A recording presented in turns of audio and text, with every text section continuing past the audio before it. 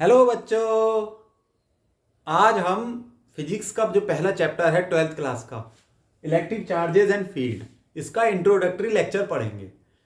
अब introductory lecture मैं बहुत देर से बना रहा हूँ, मुझे लगा कि ये बनाना चाहिए। हालांकि इसके बारे में आप बहुत कुछ जानते भी होंगे, फिर भी एक इंट्रोडक्टरी लेक्चर इंपॉर्टेंट होता है। ठीक, तो ये जो पूरी हमारी फिजिक्स है 12th क्लास की, इसके पहले पार्ट में हम इलेक्ट्रोस्टैटिक्स और इलेक्ट्रोडायनामिक्स पढ़ते हैं। इलेक्ट्रोस्टैटिक्स में चार्ज स्टेशनरी होता है, चार्ज रेस्ट पे होता है, आराम फरमा रहा होता है, चार्ज भाग नहीं रहा होता है, आराम फरमा रहा होता है। तो उस फिजिक्स की ब्रांच को हम कहते हैं इलेक्ट्रोस्टैटिक। स्टैटिक का अर्थ ही यही है, रुका हुआ, स्थिर, स्टेशनरी। ठीक है। दूसरी ब्रांच हो गई इलेक्ट्रोडायनामिक्स, जब चार्ज मोशन में होता है। तो इलेक्ट्रोडायनामिक्स की बात हम बाद में करेंगे। ठीक है, इलेक्ट्रोडायनामिक्स की बात बाद में होगी, सिर्फ इलेक्ट्रोस्टैटिक की बात करेंगे हम जब चार्ज रेस्ट पे है। तो डेफिनेशन पढ़ते हैं हम इलेक्ट्रोस्टैटिक्स की।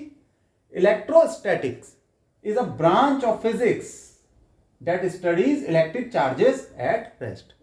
तो ये फिजिक्स की ब्रांच है, इंजीनियरिंग में भी ये पढ़ाई जाती है, और इसमें हम क्या पढ़ते हैं, चार्ज को जब वो रेस्ट पे होता है।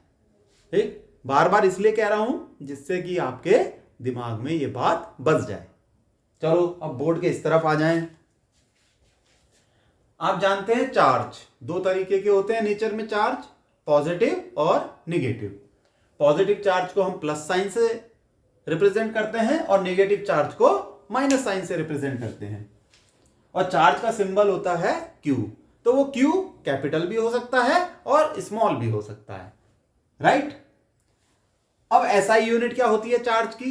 चार्ज की एसआई यूनिट होती है कूलम, और इसे हम कैपिटल सी से रिप्रेजेंट करते हैं। बच्चों एक बात हमेशा याद रखना कि जो भी यूनिट किसी साइंटिस्ट या इंजीनियर के नाम पे बेस्ड है, उसे हमेशा कैपिटल लेटर से दिखाया जाता है।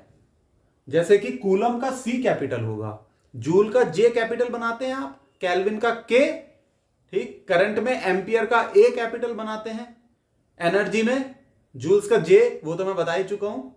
तो ये सारी यूनिट कैपिटल लेटर से दिखाई जाती है। बाकी जो यूनिट है, जैसे किलोग्राम का के छोटा बनता है, मीटर का एम छोटा बनता है, सेकंड का एस छोटा बनता है।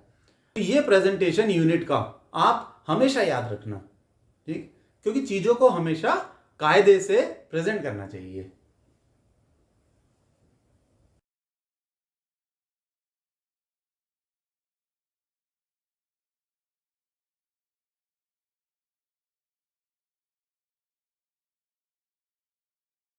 अब बच्चों जैसे कि आप जानते हो कि सेम नेचर के चार्ज रिपेल करते हैं और अपोजिट नेचर के चार्ज एक दूसरे को अट्रैक्ट करते हैं।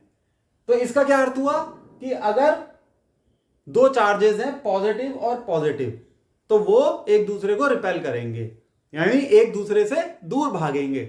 और अगर चार्ज है निगेटिव निगेटिव, तो ये दोनों भी सेम चार्ज हुए, ये भी रिपेल करेंगे, एक दूसरे से दूर भागेंगे। लेकिन अगर एक बॉडी में पॉजिटिव चार्ज है और दूसरी बॉडी में निगेटिव चार्ज है, तो ये दोनों चार्ज एक दूसरे को अट्रैक्ट करेंगे। नेचर में भी ये बात है, और प्रकृति भी हर चीज को इसी तरीके से बनाती है कि अपोजिट चीजें अट्रैक्ट करती हैं, इसीलिए अपोजिट चार्ज एक दूसरे को अट्रैक्ट करेंगे। अब आप ये देखो, इसका एग्जाम्पल देखो, ये बहुत ही अच्छा एग्जाम्पल है। बचपन में इस तरीके का खेल हम सबने खेला है, और ये खेलनी एक वास्तव में एक एक्सपेरिमेंट है कि आप कंघे को, प्लास्टिक के कंघे को जब अपने बालों पे फेरते हो, मतलब अपने बाल काढ़ो, ये ह्यूमन हेयर है, ये कंघा है, तो जब आप बालों को काटते हो तो इस प्लास्टिक के कंघे में एक चार्ज डेवलप हो जाता है।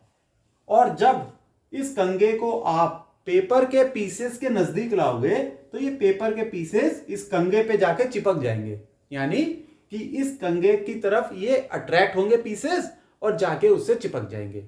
इसका क्या अर्थ हुआ कि जो चार्ज डेवलप हुआ उसकी वजह से कंघे और पेपर के बीच में एक फोर्स ऑफ अट्रैक्शन है।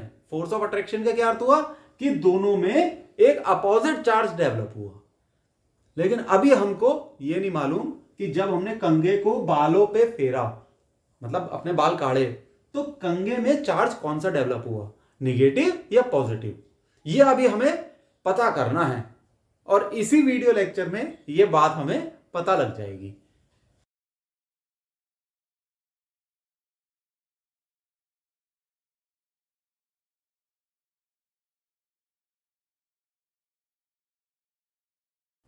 तो बच्चों ये एक दूसरा एग्जाम्पल है। यहां आप देख रहे हैं एक ये वुलन क्लॉथ है और एक बैलून है। इस बैलून को इस वुलन क्लॉथ से रब किया, उससे रगड़ा, और दूसरे वुलन क्लॉथ को और दूसरे बैलून को भी रगड़ा आपस में। समझे बात को? इस बैलून को इस वुलन क्लॉथ से रगड़ा, इस बैलून को दूसरे वुलन क्लॉथ से रब किया। तो रब करने की वजह से बैलून पे एक चार्ज डेवलप हो जाएगा, दोनों बैलून पे। चलो मान लेते हैं वो एक निगेटिव चार्ज है, निगेटिव चार्ज डेवलप हो गया। अभी ये नहीं मालूम कि कौन सा डेवलप होगा, पॉजिटिव या निगेटिव, लेकिन मान लेते हैं कि चलो निगेटिव डेवलप हो गया। तो दोनों बैलून्स पे निगेटिव चार्ज डेवलप होगा। अब आप उन दोनों बैलून्स को एक दूसरे के नजदीक लाना। तो बैलून के सरफेस पे गौर करना, बैलून के सरफेस पे ये निगेटिव चार्ज है, ये दूसरा बैलून उसके सरफेस पे भी निगेटिव चार्ज है। सेम चार्ज होने की वजह से अब ये दोनों बैलून एक दूसरे से दूर भागेंगे, क्योंकि इनके बीच फोर्स ऑफ रिपल्शन आ गया है, क्योंकि सेम नेचर का चार्ज इनके सरफेस पे डेवलप हुआ है। तो इसलिए ये बैलून एक दूसरे से दूर भागेंगे। अब एक एग्जाम्पल और देखो, बचपन में बर्थडे में ये काम बहुत करे होंगे आपने कि बैलून को वुलन क्लॉथ से रगड़ा। हम अपने शरीर से रगड़ लेते हैं ना बैलून को कई बार, गरम कपड़े पहन रखे हैं, रगड़ा और उसको दीवार के नजदीक ले गए, तो दीवार पे जाके बैलून चिपक जाता है। ठीक है, दीवार पे जाके बैलून चिपक जाता है। कई बार चिपकाए होंगे इस तरीके के बैलून, मैंने तो चिपकाए हैं, आपने नहीं चिपकाए? जरूर चिपकाए होंगे, नहीं तो आज ही चिपकाओ। ठीक है, ये भी एक स्टैटिक इलेक्ट्रिसिटी का फिनोमिना है, इलेक्ट्रोस्टैटिक्स जिसे हम बोलते हैं। तो इस बैलून के सरफेस पे चार्ज डेवलप हुआ और जो वॉल का सरफेस है उसके चार्ज ने बैलून के चार्ज को अट्रैक्ट किया, यानी अपोजिट नेचर का चार्ज था, जिसकी वजह से फोर्स ऑफ अट्रैक्शन डेवलप हुआ और बैलून जाके दीवार से चिपक जाता है। ठीक है,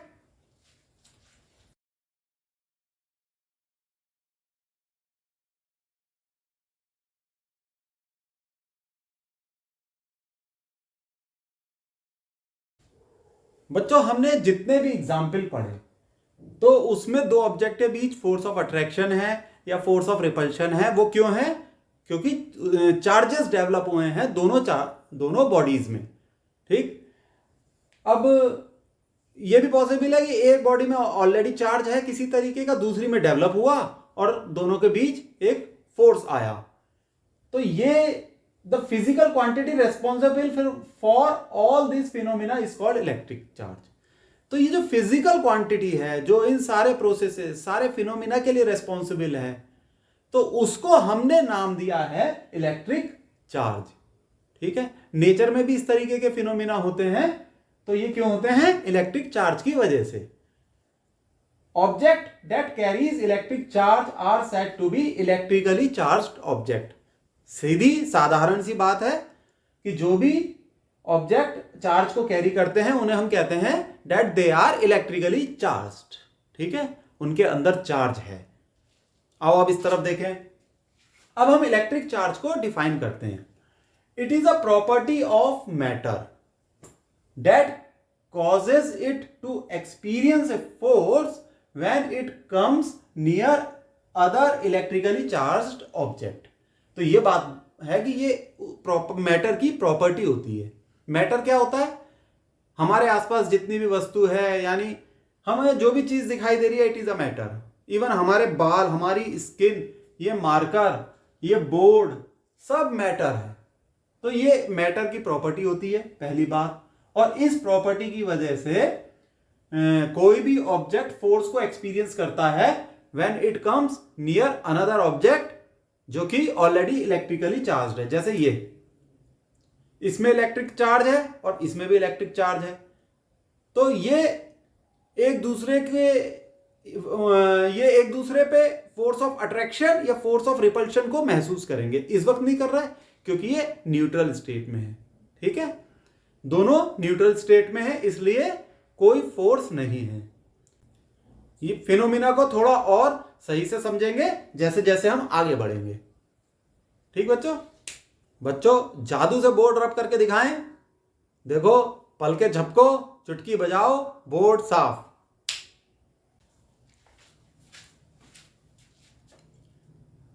देखो, बोर्ड महाराज ने बात मानी और हिस्ट्री ऑफ इलेक्ट्रिक चार्ज सामने आ गया। तो आओ हिस्ट्री पढ़ते हैं। हिस्ट्री पढ़नी जरूरी है, कुछ टर्मिनोलॉजी के बारे में पता लगेगा, कुछ इतिहास इनका जानोगे तो एक फीलिंग आएगी कि साहब ये चीजें निकल के कहां से आती हैं। ठीक है, तो उस इतिहास इसका शुरू होता है एम्बर से। एम्बर एक पदार्थ है। ठीक, ये पदार्थ कहां पाया जाता है? ये पेड़ों में पाया जाता है और इसका कलर कभी तो येलो होता है, कुछ पेड़ों से निकलता है तो येलो होता है, किसी किसी पेड़ में ये ब्राउनिश कलर का निकलता है और किसी किसी में ये रेडिश कलर का भी निकलता है ये पदार्थ। And it is capable of gaining negative electric charge by friction. तो इस पदार्थ एम्बर को जब आप किसी चीज से रगड़ते हैं, जैसे वुलन क्लोथ से रगड़ो या किसी चीज से रगड़ोगे, तो इसमें निगेटिव चार्ज आ जाता है। और यह घटना अचानक से ही घटी और पता लगा कि साहब एम्बर में निगेटिव चार्ज आ गया। आज आप देखोगे एम्बर का जो है ज्वेलरी बनती है, आजकल महिलाएं इसकी ज्वेलरी पहनती हैं और कुछ सजावट का सामान बनता है, ऑर्नामेंटल आर्टिकल्स। मार्केट में एम्बर के की ज्वेलरी और ऑर्नामेंटल आर्टिकल्स मिलते हैं। कभी आपने भी खरीदा किसी को देने के लिए? तो गौर से देखना एम्बर को। अच्छा, चाहो तो नेट पे आप इसकी तस्वीर भी देख सकते हो। पेल येलो कलर का होगा या रेडिश कलर का या ब्राउनिश कलर का होगा। चलो आप इस तरफ देखते हैं क्या लिखा है बोर्ड महाराज ने। हिस्ट्री आ गई। Historically the credit of discovery of the fact that amber rubbed with wool or silk cloth attracts light object goes to Thales of Miletus Greece around AROUND। ये क्या लिख दिया भाई? अरे बोर्ड भाई, 600 BC। तो ये है इतिहास। क्या है ये? इतिहास कि एम्बर को जब वुलन या सिल्क क्लोथ से रगड़ा गया तो उसमें चार्ज डेवलप हुआ। तो ये चीज किसने फाइंड आउट की? थेल्स ऑफ मैलिशियस ग्रीस ने।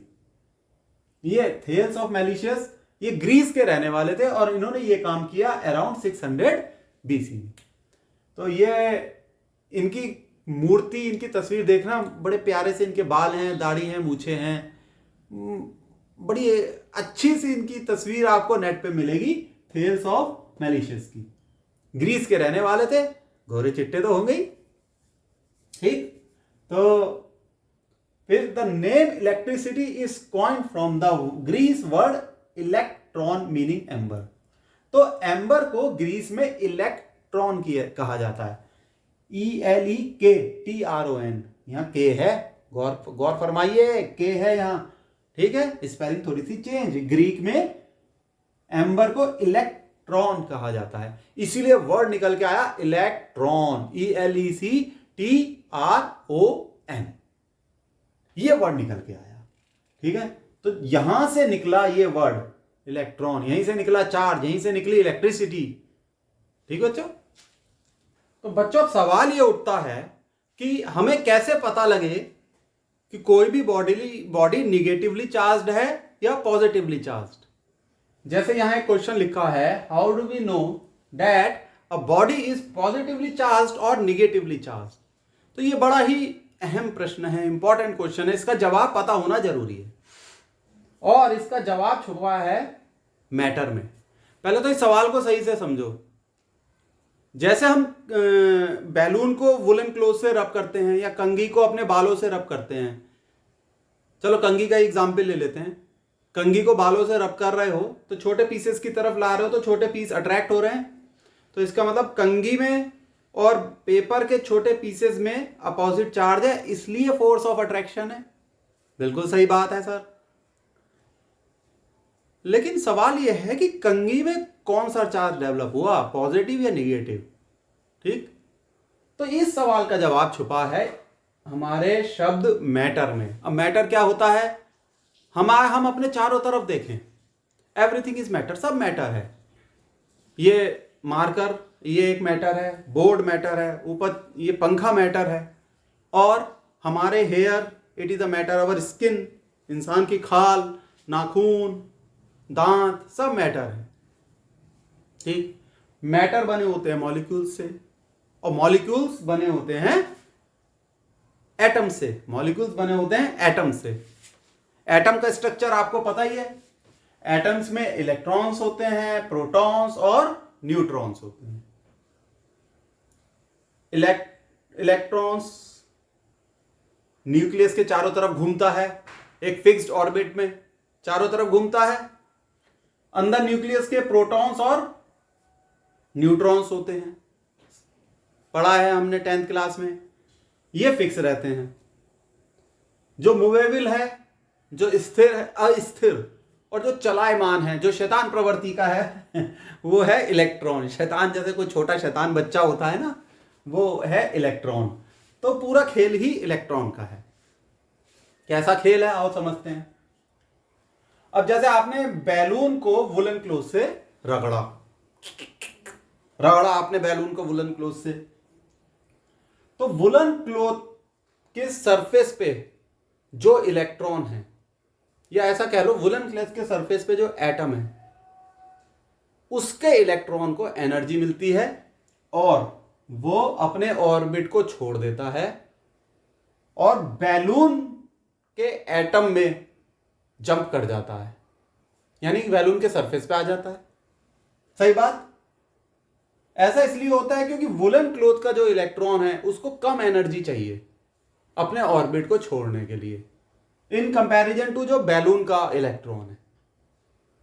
तो जो छोड़ता, कौन सा इलेक्ट्रॉन छोड़ता है? वुलन क्लोथ का। और कहां जंप करता है? बैलून में। तो बैलून में इलेक्ट्रॉन्स की संख्या बढ़ गई। जब बैलून में इलेक्ट्रॉन्स की संख्या बढ़ गई तो बैलून में निगेटिव चार्ज बढ़ गया। वुलन क्लोथ में इलेक्ट्रॉन की संख्या कम हो गई। जब इलेक्ट्रॉन की संख्या कम हो गई तो इसका मतलब प्रोटॉन्स की संख्या इलेक्ट्रॉन से ज्यादा हो गई। भाई इनिशियली क्या होता है, इलेक्ट्रॉन और प्रोटॉन तो बराबर मात्रा में होते हैं, बराबर संख्या में होते हैं, तभी तो चीजें न्यूट्रल होती हैं। क्योंकि जितना इलेक्ट्रॉन है किसी बॉडी में उतना ही प्रोटॉन है, वो न्यूट्रल होती है। अगर मान लो इलेक्ट्रॉन्स ज्यादा हैं तो हर चीज करंट मारेगी। सही बात। तो कहने का अर्थ यह है कि बैलून में निगेटिव चार्ज आ गया। ठीक, अब ये एक और बैलून लो, उसे रब करोगे तो उसमें भी निगेटिव चार्ज आ जाएगा। और ये मान लो एक बैलून का निगेटिव चार्ज है, ये दूसरे बैलून का निगेटिव चार्ज है, सेम चार्ज, इसलिए बैलून एक दूसरे से दूर भागेंगे। दूर क्यों भागेंगे? क्योंकि फोर्स ऑफ रिपल्शन जनरेट हो गया है। सही बात, बिल्कुल। अब एक चीज और देखी थी कि मान लो ये दीवार है और हम इसके नजदीक इस बैलून को लाते हैं, जिसको हम पहले वुलन क्लोथ पे रब कर चुके हैं। इस पे ऑलरेडी निगेटिव चार्ज है सरफेस पे। ये याद रखना, ये एक सरफेस फिनोमेना होता है। जो चार्ज डेवलप होता है वो सरफेस पे होता है। तो अब हम ये बैलून लाए, इसका निगेटिव चार्ज, तो इसका जो निगेटिव चार्ज है वो दीवार के एटम के प्रोटॉन्स की तरफ अट्रैक्ट होगा और प्रोटॉन्स भी इसे खींचेंगे। ये जो प्रोटॉन्स है, ब्लू कलर के मैंने प्रोटॉन्स दिखाए हैं, रेड कलर्स के न्यूट्रॉन्स। तो ये जो ब्लू कलर के प्रोटॉन्स हैं, ब्लैक से इलेक्ट्रॉन दिखाया है, तो ये जो ब्लू कलर के प्रोटॉन्स हैं ये इस निगेटिव चार्ज की वजह से बैलून को खींचेंगे और दीवार का जो इलेक्ट्रॉन है वो भागेगा दूर, वो इस निगेटिव चार्ज से रिपेल होगा। सरफेस पे जो इलेक्ट्रॉन है, सरफेस पे जो एटम है, ठीक है, तो ये निगेटिव चार्ज अट्रैक्ट होगा दीवार के एटम के प्रोटॉन्स की तरफ और बैलून जाके चिपक जाता है दीवार पे। ये एक्सपेरिमेंट आप करके देखना। तो कुल मिला के ये कंक्लूजन निकली कि जब बैलून को वुलन क्लॉथ से रब किया तो बैलून पे तो निगेटिव चार्ज डेवलप हो गया, वुलन क्लॉथ पे प्रोटॉन्स ज्यादा हो गए तो उस पर पॉजिटिव चार्ज है। तो इसी तरीके से हर मटेरियल की अपनी प्रॉपर्टी होती है जिसके आधार पे वो निगेटिव चार्ज या पॉजिटिव चार्ज डेवलप करता है। ठीक है बच्चों।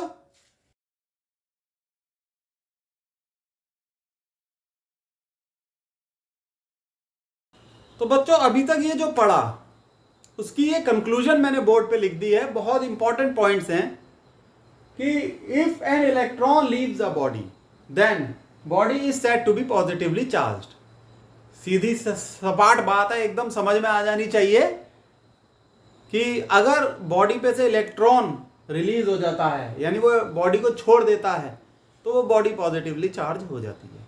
जैसे वुलन क्लॉथ को इलेक्ट्रॉन ने छोड़ा और वो फुर्र से उड़ गया, लेकिन उड़ गया ऐसा नहीं आसमान में चला गया, वो बैलून में चला गया।